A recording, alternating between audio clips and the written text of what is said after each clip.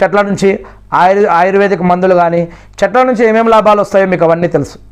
ఇక ఒక pen, pencil, ఏదైనా ఒక వస్తువు, ఇంకా అనేక రకాల పనిముట్లు, వ్యవసాయానికి సంబంధించినవి, ఇంటికి సంబంధించినవి, ఒక ఏదైనా మిషన్కి సంబంధించినవి, ఇంకా అనేక రకాల పనిముట్లు ఎన్నో దొరుకుతూ ఉంటాయి.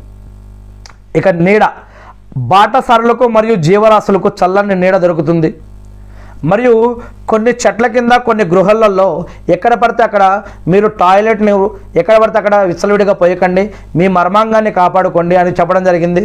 రెండవది, మీరు ఎక్కడ పడితే అక్కడ పోయకండి, ఎందుకంటే కొన్ని నీడలలో, కొన్ని గృహాలలో, కొన్ని చెట్ల కింద అక్కడ మీ యొక్క సోదరులైనటువంటి జిన్ను వర్గానికి సంబంధించినటువంటి కొంతమంది జిన్నులు అటువంటి ప్రదేశాలలో ఉంటారు అని కూడా చెప్పడం జరుగుతూ ఉంది. మరి పర్యావరణం గురించి, గాలి శుద్ధి అవుతుంది చెట్లు పెంచడం వల్ల, ఇది మానవాళికి ఎంతో మేలు చేస్తుందని కూడా చెప్పడం జరుగుతుంది.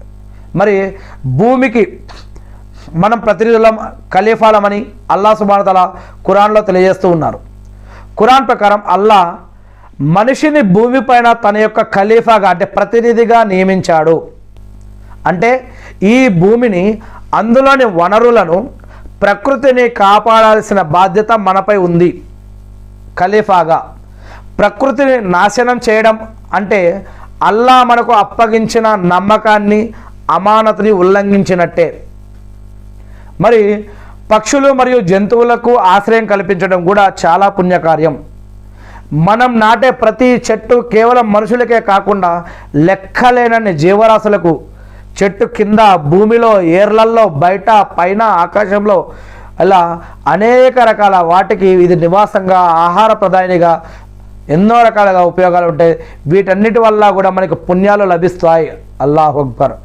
ప్రవక్త ముహమ్మద్ సల్లల్లాహు అలైహి వసల్లం గారి యొక్క బోధనల ప్రకారం ఒక పక్షి ఆ చెట్టుపై గూడు కట్టుకున్నా లేదా దాని నీడలో విశ్రాంతి తీసుకున్నా ఆ పుణ్యం ఆ చెట్టు నాటిన వ్యక్తి ఖాతాలోకి వెళ్తుంది. ఇది ఒక రకమైన జీవకారుణ్యం. జీవులపైన మనం కారుణ్యం చూపిస్తే అల్లా మనపై కారుణ్యం చూపిస్తాడని ఖురాన్లో అనేక చోట్ల ఈ యొక్క వాక్యం చెప్పడం జరిగింది. అల్లాహు అక్బర్.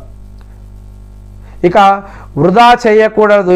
ఇస్రాఫ్ అంటే ఇస్లాం దేనిని వృధా చేయవద్దని చెబుతుంది, దేనిని కూడా వేస్ట్ చేయొద్దని చెప్తుంది ఇస్లాం.